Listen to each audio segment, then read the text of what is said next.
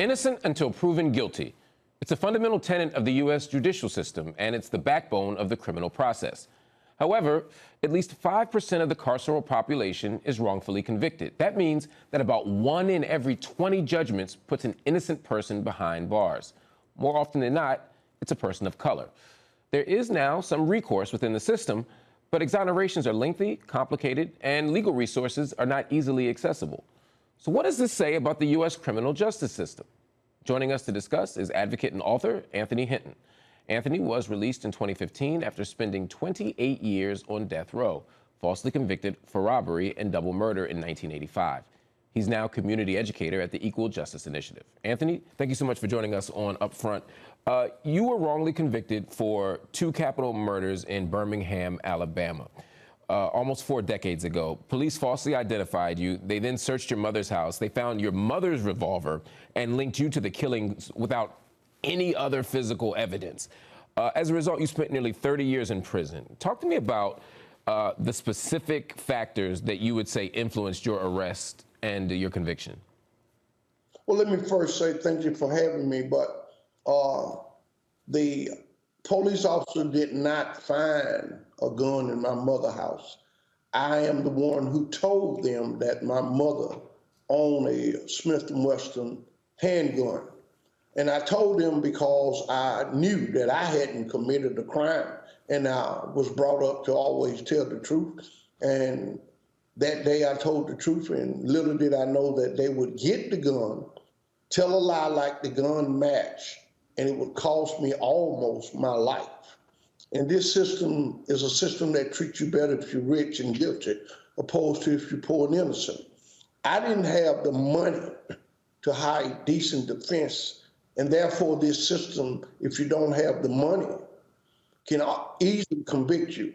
But it can convict you more easily if you're born black and poor, and when you have to rely on a state-appointed attorney, which I had to rely on. And so a conviction was very easy for them to obtain and sentence me to death. Knowing that I was innocent, they didn't make an honest mistake. They did it on purpose. This system is working exactly the way it was designed to work, and it was designed to put men of color behind the prison wall. For many people, they could wrap their minds around a mistake. They could even wrap their minds around police believing that you're guilty and being a little overzealous in closing the case because they know they got the right guy. But in your case, you're saying they just made the stuff up. They lied. And it's not just your case. We hear about false confessions. We hear about government misconduct, planted evidence, this kinds of stuff all the time. It's hard for many Americans, though, many people around the world, to wrap their mind around the idea that these things are happening willfully, that these aren't just hardworking police officers who sometimes make a mistake. Well, you know, I often tell people that I come in encounter with, this system have been doing this from the 1800 to the 1900. Back in the 1900, a white woman could say a black man looked at her wrong. He was charged with a crime, no evidence. Minimum was lynched, no evidence. And so we still have this modern day lynching, we just have it in a different form. We're starting to see reports coming out as people look into these exonerated cases, and we find the kind of flaws you're talking about. Now, on a positive note, is that we're seeing more and more exonerations in recent years. Are we headed in the right direction? We should never have to get to that point. Being exonerated, I've been exonerated and have not been offered or given 1 penny, have not even been offered an apology.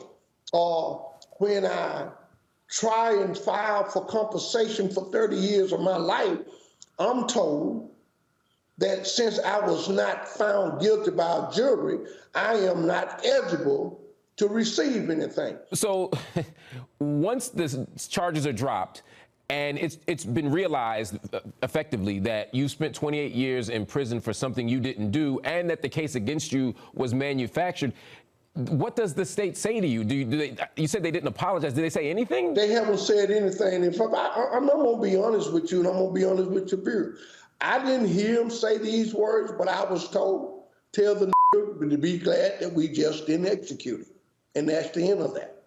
Just be glad we didn't execute him, and him being the N word they used, allegedly. That is a that's an incredibly. I mean, I don't even know what to say. It's overwhelming, and that's the end of the journey. But I want you to take me a step back, though. But talk to me about the fight to get the conviction overturned. It took Brian Stevens and the Equal Justice Initiative 16 years to finally get a court, the United States Supreme Court, to rule in my favor, where they granted me a new trial. I goes back to Birmingham. The state of Alabama comes in and say, Your Honor, it is with great sadness that we inform you that we lost the gun. And so while we thought they was looking for the gun and the bullets, which they claimed they had lost, they had asked one of the old experts to come in and re-examine the bullets and the gun. The same man that said it matched 30 years ago, 30 years later says the gun do not match the way it did in the first round. Wow. As you mentioned, you didn't receive any money. You didn't receive any reparations after your conviction was overturned by the Supreme Court, despite the fact that an Alabama State Senate proposal was supposed to give you $1.5 million. Compensation for wrongful conviction is possible, but it's not uniform. It varies from state to state. Not to mention the process can be fraught with complications as exonerees try to access the money that they're due. How is it that somebody can be falsely convicted, spend decades in prison, and still has to go through so many hurdles just to get restitution? It's easy. I'm gonna give you two reasons. Live in the state of Alabama and be black. That's all they need to deny you. You know, I suffer from 30 years of being in solitary confinement. I would never look at you or this camera and say that I'm free. I was just released. I still go through all the feelings and emotion when there's another execution. I haven't been offered to see a psychiatrist or psychologist. They just open the door and say, hey, try to live the best life you can, but we're not going to help you one way or another. I sit on death row 28 years. I witnessed 54 men being executed. I have to remind myself that I was so close to the. I mean, there's a trauma to what you're describing, sir, that it would sound like you need therapy, you need some kind of response to post-traumatic stress from being in that kind of context for so long. So Nope. So when I think about that 1.5 million, and I'm sticking there just for a second because I want people to understand what you need that for. This isn't like you're trying to make a payday. This ain't like hitting the lottery. You lost 30 years. What is that money necessary for? That money necessary for me to get out and find a decent doctor that can treat me and perhaps help me. I needed it for, I don't have money tied up in the Social Security. Didn't put anything in the Social Security for 30 years. So therefore I have nothing coming out. I needed to live on, because who gonna hire someone that been on death row for 30 years, have no computer experience, have nothing, and most people is afraid of you because you've been locked up like a caged animal. This system was designed, as I said, to put men of color. And we would have people to believe that we're dealing with mass incarceration. We're not dealing with mass incarceration. We are dealing with a new form of slavery. There was a study by the American Psychological Association this year. It found that 80% of exonerated people experienced at least one serious traumatic event while incarcerated, and more than half of that group showed significant signs of PTSD. What should people know about the trauma that's experienced by people who are wrongly convicted in prison? People should know that when we put innocent men and women, especially on death row, that trauma is there forever, because we don't have the money to go out and seek a qualified psychiatrist to try to least get us back on the right road. At some point, it gonna hit you and you're gonna just cry like a baby. You're gonna scream like someone is chasing you. And so no one knows what I go through. Every time there's an execution in the state of Alabama, I know exactly what that inmate is going through. I know exactly what is taking place because I was there for 30 years. This is something you can't turn off and turn on. I deal with it as best as I can.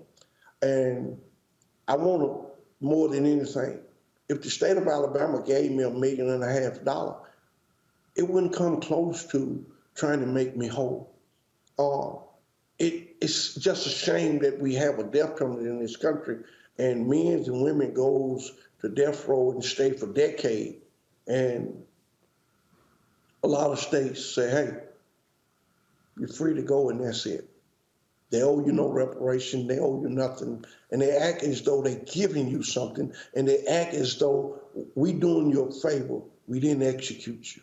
That you should be thankful. That you should go home and be quiet. And yes, do I think that at any time they can knock on the door and say, I did something else, they did it one time, why not again? And so all of that plays in my mind every night, every day. All of this plays in you psychologically because of what they did to you before. And so people see me, they see a healthy looking man, but they don't see the scars and the mental the fact that is inside of me. I have to deal with that, no one else. Mr. Hinton, thank you for your work, and I wish you luck. I hope you get justice, and I hope you get everything that you deserve from the state of Alabama. Thank you so much for joining us on UpFront. Thank you for having me.